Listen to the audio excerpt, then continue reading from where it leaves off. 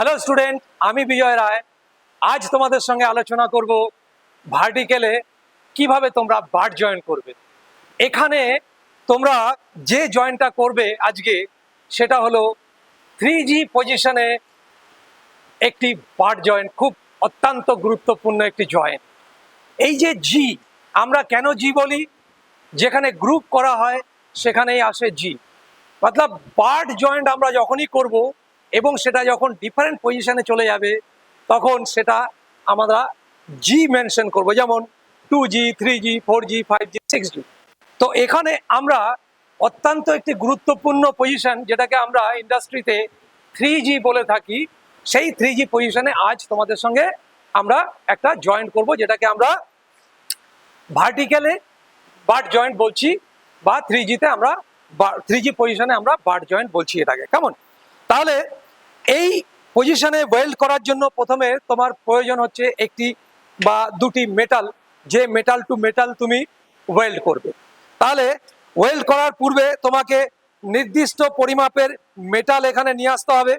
নির্দিষ্ট পরিমাপের মেটাল তুমি তোমার কাটিং টুলস দ্বারা, যেমন শেয়ারিং মেশিন হোক, পাওয়ার শ মেশিন, হ্যাকশ মেশিন, হ্যাকশ হোক, এই ধরনের ইনস্ট্রুমেন্ট ব্যবহার করে তুমি এটাকে কাটবে। কাটার পরে এটাকে বিভেলিং করবে। বিভেলিং করবে কত ডিগ্রি অ্যাঙ্গেলে? আমরা পূর্ববর্তী যে প্র্যাকটিক্যাল ক্লাসগুলো করেছিলাম তাতে আলোচনা করেছিলাম, যখন আমরা গ্রুপ করি তো গ্রুপের যে বিভিন্ন ধরনের যে পজিশন ওয়াইজ যে আমরা জয়েন্টগুলো করি, তো সেই পজিশন ওয়াইজ গ্রুপটা ডিপেন্ড করে যে কত ডিগ্রি অ্যাঙ্গেলে আমরা এই গ্রুপগুলো করি। যেমন তোমাদের মনে আছে নিশ্চয়ই, আমরা যখন হরাইজন্টাল পজিশনে আমরা গ্রুপ জয়েন করেছিলাম বা বার্ড জয়েন করেছিলাম, তখন আমরা বিভেল অ্যাঙ্গেল ডিফারেন্ট টাইপের করেছিলাম, মনে আছে তো? তাহলে আমরা যখন এটাকে ভার্টিক্যালি করব তখন কিন্তু এর গ্রুপ অ্যাঙ্গেল বা বিভেল অ্যাঙ্গেল কিন্তু চেঞ্জ হয়ে যাবে। কিরকম চেঞ্জ হবে? আমরা এর গ্রুপ যে মানে অ্যাঙ্গেল, সেই অ্যাঙ্গেলটা এখানে 60 to 70 ডিগ্রি আমরা রাখবো, ইনক্লুডেড অ্যাঙ্গেল। তাহলে ইচ অ্যাঙ্গেল মতলব এই একটা অ্যাঙ্গেলের বিভেল হবে তোমার 35 থেকে মানে 60 থেকে 30 থেকে 35 এর মধ্যে। কেমন? তাহলে কি হচ্ছে, তোমার ইনক্লুডেড অ্যাঙ্গেল এসে দাঁড়াচ্ছে 65 to 70। তাহলে আমরা এটা রাখার কারণ হচ্ছে, যেহেতু এটা গ্রুপ জয়েন্ট, তাহলে এখানে আমাকে মেটালকে অ্যাকোমোডেট করতে হবে। অতএব মেটালকে অ্যাকোমোডেট করার জন্য আমাকে এই জায়গাটা যদি আমি পর্যাপ্ত গ্যাপ না রাখি, তাহলে কিন্তু আমি ঠিকঠাকভাবে এই জয়েন্টটাকে স্ট্রেংথ ওয়াইজ তৈরি করতে পারবো না। স্ট্রেংথ ওয়াইজ তৈরি করতে গেলে আমাকে কি করতে হয়? এর গ্রুপটাকে প্রপার বিভেল অ্যাঙ্গেলে গ্রুপ করতে হয়। তারপরে এর যে নির্দিষ্ট রুট গ্যাপ আছে, সেই রুট গ্যাপটাকেও একটা প্রপার রুট গ্যাপ রাখতে হয়। রুট গ্যাপ রাখার মানে এটাই হচ্ছে যে আমি যখন রুট রান তৈরি করব, এখানে রুট রান তৈরি করার সময় আমার পেনিট্রেশনটা যেন একদম লোয়ার সাইডে, মানে মতলব ব্যাক সাইডে, মানে যেখানে আমি ওয়েল্ডিং করছি একদম তলদেশে যেন টাচ করে, যার জন্য আমরা রুট ফেস রাখি। এই যে রুট ফেস দেখতে পাচ্ছ তোমরা, এই রুট ফেস রাখি এবং এর সঙ্গে সামঞ্জস্যপূর্ণতার সঙ্গে আমরা রুট গ্যাপ রাখি। তাহলে রুট ফেস এবং রুট গ্যাপ দুটোই ডিপেন্ড করে কিন্তু মেটালের থিকনেস কত আছে তার উপরে। পূর্বে তোমাদের সঙ্গে আলোচনা হয়েছে এই ব্যাপারে। তাহলে আমরা এখানে এই জয়েন্টটা করার জন্য আমরা কি করব? সুন্দরভাবে মেটাল কাটবো। প্রিপারেশন করার পরে আমরা এটাকে সেটিং করব। তো সেটিং করার সময় এখানে আমরা 2 mm মিনিমাম গ্যাপ রাখবো। সেটা 2.5 mm হতে পারে বা 3 mm হতে পারে কখনো কখনো, সেটা থিকনেসের উপরে ডিপেন্ড করে। তাহলে আমরা এটাকে জবটাকে ভার্টিক্যালি আমরা ফিক্সড করব। ভার্টিক্যালি ফিক্সড করার জন্য আমরা জি গান ফিক্সচার ইউজ করব, এবং ফিক্সচার ইউজ করার জন্য আমরা আমাদের যে ওয়েল্ড পজিশনার আছে সেখানে এটাকে আমরা হোল্ড করব। হোল্ড করার পরে আমরা এখানে এটাকে সুন্দরভাবে ওয়েল্ড করব। তো ওয়েল্ড করার সময় আমাদেরকে এখানে দুটো দিকে খেয়াল রাখতে হবে। একটা হচ্ছে জব সারফেসের সঙ্গে আমার ইলেকট্রোডের অ্যাঙ্গেল কত থাকছে সেটা মাথায় রাখতে হবে, এবং ওয়েল্ড লাইনের সঙ্গে আমার ইলেকট্রোডের অ্যাঙ্গেল কত এক্সিস্ট করছে সেটাও মাথায় রাখতে হবে। আমরা পূর্বে আলোচনা করেছি যে জব সারফেস যেটা রয়েছে সেখানে যদি আমি সোজাসুজি ইলেকট্রোডটাকে ধরি, তাহলে সারফেসের সঙ্গে আমার ইলেকট্রোড কিন্তু 90 ডিগ্রিতে আসছে, এদিকেও 90 ডিগ্রি আসছে, এদিকেও 90 ডিগ্রি আসছে। এবং এখানে যে ওয়েল্ড লাইন রয়েছে, ওয়েল্ড লাইনটা কিন্তু আমার একদম ভার্টিক্যালি রয়েছে, যেটা 90 ডিগ্রিতে রয়েছে। তাহলে ওয়েল্ড লাইনের সঙ্গে আমার ইলেকট্রোডের অ্যাঙ্গেল 90 ডিগ্রি থেকে কম, 80 ডিগ্রির ওপরে বা 75 ডিগ্রির ওপরেও রাখতে পারো। সেটা তোমার স্কিলের ওপর ডিপেন্ড করবে, তুমি কতভাবে কিরকম ভাবে এটাকে কন্ট্রোল করতে পারবে। তাহলে আমরা এটা ওয়েল্ড লাইনের সঙ্গে 75 থেকে 85 ডিগ্রির বিটুইন রাখলে সব থেকে ভালো হয়।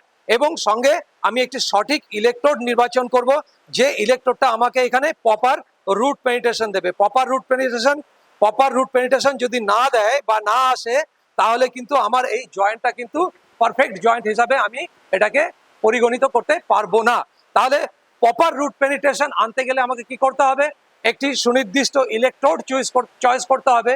সেই ইলেকট্রোডটা 2.5ও হতে পারে বা 3.15ও হতে পারে। তো 2.5 ইলেকট্রোড যদি আমি ইউজ করি, এর এগেনস্টে আমাকে একটি অ্যাম্পিয়ার সেট করতে হবে। সেই অ্যাম্পিয়ারটা যাতে এই রুট ফেজটাকে প্রপারলি ফিউশন করতে পারে। প্রপারলি ফিউশন বলতে আমরা কি বুঝি? প্রপারলি ফিউশন বলতে পারে এক্সেস ফিউশন যেন না হয়। এক্সেস ফিউশন হলে কি হবে, বার্ন থ্রু হয়ে যাবে। বার্ন থ্রু মতলব তোমার এই যে গ্যাপটা রয়েছে, এই গ্যাপ থেকে যে মানে সাইডের ওয়ালগুলো, এই ওয়ালগুলো এক্সেস ফিউশন হয়ে যে মেটাল কিন্তু স্যাগিং হয়ে যাবে, মেটাল নিচের দিকে ঝুলে যাবে। কিন্তু সেটা আমাদের ওয়েল্ড কোয়ালিটিতে বা ইন্সপেকশনে সেটা কিন্তু পাস হবে না, বা তোমার স্কিলটা পুরোপুরি ফুলফিল হলো না, এটাই কিন্তু আমরা ধরে নেব। তাহলে আমাদেরকে সুনির্দিষ্ট অ্যাম্পিয়ার চুজ করতে হবে এবং একটি রাফ জবের ওপরে আমাকে ওই অ্যাম্পিয়ার সেট করার পরে ওয়েল্ড করে বা আর্ক স্ট্রাইক করে দেখে নিতে হবে যে আমার ইলেকট্রোডটা ঠিকঠাক ভাবে ফিউশন করতে পারছে কিনা ওই বেস মেটালকে। তাহলে যদি অনেক বেশি হয়ে যায় সেটাকে কমাতে হবে, এবং একদম কিছুটা কমানোর পরে মতলব এই ইলেকট্রোডের যে অ্যাম্পিয়ার রেঞ্জ শুরু হচ্ছে, সেই অ্যাম্পিয়ার রেঞ্জ থেকে আমি শুরু করে দেখে নেব যে আমার এই ইলেকট্রোডটা আমার মেটালকে ঠিকঠাকভাবে ফিউশন করতে পারছে। তখনই আমি কিন্তু রুট রান করতে প্রস্তুত হব বা রুট রান শুরু করব। তাহলে আমরা রুট রান করার জন্য একে আমরা একটি ডিস্টরশন অ্যালাউন্স দেব। ডিস্টরশন অ্যালাউন্স পূর্বেই আমরা আলোচনা করেছি যে এটাকে আমরা কোনো ফ্ল্যাট সারফেসে রেখে এর তলায় আমরা ওয়্যার প্রবেশ করিয়ে দেব। ওয়্যার প্রবেশ করিয়ে দিলে এটা একটু ইনক্লাইন্ড হয়ে যাবে। ইনক্লাইন্ড মতলব এর তলার দেশটা আমি এইভাবে ফিলার কিছু প্রবেশ করালে এখানটায় সুন্দরভাবে প্রবেশ করে যাবে, কিন্তু সাইডে প্রবেশ করবে না। তো এইভাবে আমরা এর তলায় দুদিকে আমরা ফিলার ওয়্যার দিয়ে এটাকে একটুখানি ঠিক এই শেপের করব। তোমরা দেখতে পাচ্ছ আমার হাতটা কিভাবে রয়েছে, ঠিক এই শেপের করব।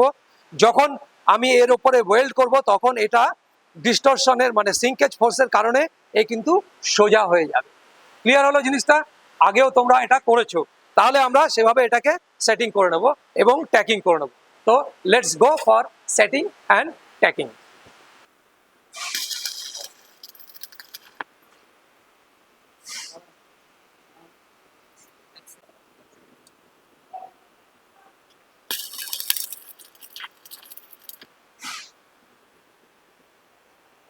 ঠিক আছে,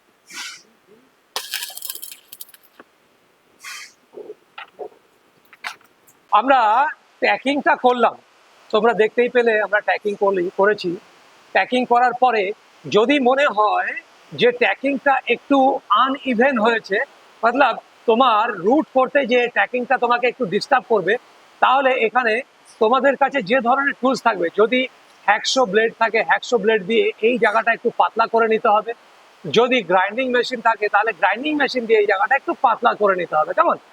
এই কারণেই করে নিতে হবে যখন তুমি পুনরায় রুট এখান থেকে শুরু করবে এই ট্যাকিং থেকে, যাতে এই ট্যাকিংটা তোমার রুটের একটা পার্ট হয়ে দাঁড়ায়।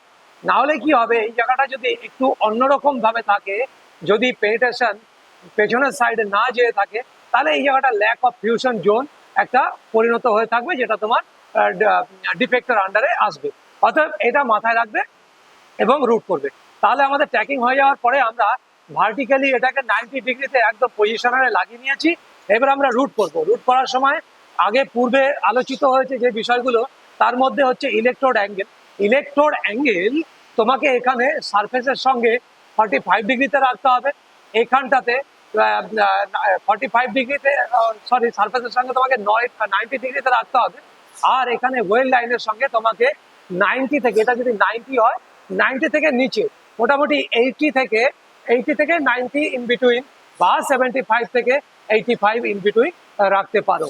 এবং রুটটা করার সময় আমরা একটু উইপিং মোশন দেবো। উইপিং মোশন মতলব একটু ওপরের দিকে নিচের দিকে, ওপরের দিকে নিচের দিকে। ওপরের দিকে করার অর্থ হচ্ছে আমি কি হোলটাকে মেনটেন করছি, আর নিচের দিকে করার অর্থ হচ্ছে আমি ডিপোজিশনটাকে নির্দিষ্ট জায়গাতে স্টোর করছি বা নির্দিষ্ট জায়গাতে মানে স্টে করে যাওয়ার জন্য বা রিটেন করে যাওয়ার জন্য হেল্প করছি। তাহলে হুইপিং মোশনের দ্বারা আমরা ধীরে ধীরে ধীরে ধীরে ধীরে ধীরে ওপরের দিকে এগিয়ে যাবো এবং রুটটাকে কমপ্লিট করবো।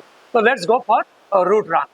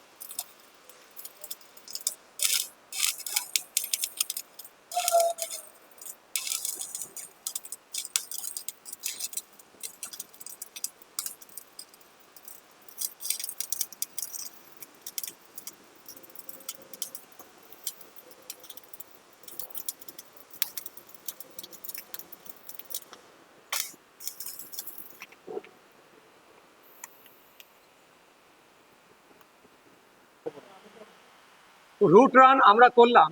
রুট রান করার পরে আমরা বিল্ড আপ রান দেবো বা সেকেন্ড রান দেবো, তারপরে ফাইনাল রান হবে। তো সেকেন্ড রান দেওয়ার সময় দেখতে হবে দু সাইডে যেন আমার ইকুয়াল ডিপোজিশন আসে এবং ডিপোজিশনটার পরে যেন আমার একটু জায়গা বাকি থাকে, যে আমি ফাইনাল রান দিলে আমার ভালো উইথ আসে এবং বিটটাও ভালো রেনফোর্সমেন্ট তৈরি হয়। কেমন? তো let's go for second run.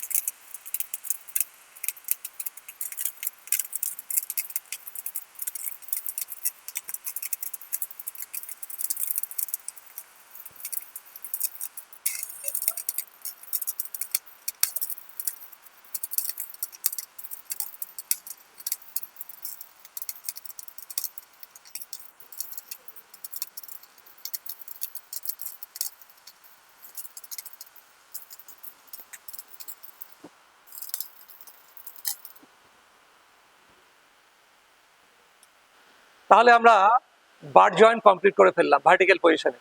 Group joint যেটাকে 3G বলেছিলাম, তো কেমন লাগছে? করতে পারবে নিশ্চয়ই, কোনো রকম অসুবিধা হবে না। 3G পজিশন, জি লেগে যাচ্ছে। অতএব এই ধরনের যখনই জয়েন্ট করবে দেখবে কনফিডেন্ট লেভেল খুব সুন্দরভাবে নিজের মধ্যে জেনারেট হচ্ছে এবং তুমি নিজেও স্যাটিসফাইড হবে যখন এই জয়েন্টকে তুমি কমপ্লিটলি সাকসেসফুলি কমপ্লিট করতে পারবে। তো সমস্ত প্রসিডিওরগুলো ঠিকঠাকভাবে মেনটেন করবে, তাহলে দেখবে জয়েন্টের অ্যাপিয়ারেন্স খুব ভালো হচ্ছে। জয়েন্টের উইথ, জয়েন্টের রেনফোর্সমেন্ট, জয়েন্টের যে রিপিলগুলো সেগুলো দেখতে খুব সুন্দর লাগবে, খুব ভালো লাগবে। তো দেখো আমরা জয়েন্টটিকে কমপ্লিট করার পর একটা ভিজুয়াল ইন্সপেকশন করব। সেই ভিজুয়াল ইন্সপেকশনে আমরা এখানে যে ওয়েল্ড বিড আছে সেই ওয়েল্ড বিডের যে রিপিলটা বা ওয়েল্ড বিডের উইথটা বা রেনফোর্সমেন্ট যেটা আমরা এই বেস মেটালের যে তল আছে সেই তল থেকে যতটা বিডের উইথ মানে বিড যতটা হাইটে থাকবে সেটাকে আমরা রেনফোর্সমেন্ট বলছি।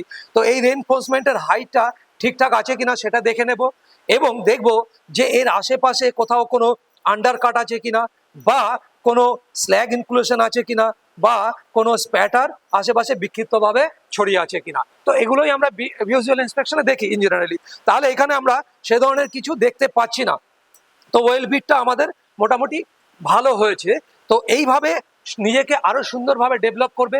প্রতিনিয়ত যখন তুমি প্র্যাকটিক্যালটা করবে, প্র্যাকটিক্যালটা করার সময় এক্সপেরিমেন্ট করবে যে তুমি প্র্যাকটিক্যালটা যেটা করছো সেটা করার সময় প্রত্যেকটা স্টেপে নিজেকে মানে মাপবে যে আমি এটা কি করছি। ঠিক পরবর্তী ফেজে যখন আরেকটা জয়েন করতে যাবে ওই সেম জয়েন্ট, তখন তুমি নিজের প্রথম জয়েন্টটা থেকে সেকেন্ড জয়েন্টে তুমি নিজেকে ডেভেলপ করবে। মানে এক্সপেরিমেন্ট তুমি প্রথম জয়েন্টে করছো, পরের জয়েন্টে সেটাকে ওভারকাম করছো। এইভাবে তুমি নিজেকে ডেভেলপ করবে। ঠিক আছে, তাহলে আশা করি ভার্টিক্যালি বা 3G জয়েন্ট করতে তোমার কোনো রকম অসুবিধা হবে না। যদি কোনো রকম অসুবিধা হয় অবশ্যই কিন্তু কমেন্ট বক্সে আমাকে জানাবে। আমি যথাযথভাবে তোমাকে এর রেসপন্স করব, তোমাকে এর উত্তরে হয়তো এই ভিডিওর থেকে আরো বেশি তোমাকে আমি বলবো। তাহলে ভালো থেকো, খুব সুন্দর থেকো। অবশেষে এই পেছনে রুটটাও কিন্তু তোমার দেখে নিতে হবে যে প্রপারলি এলো কিনা। ওকে, থ্যাংক ইউ।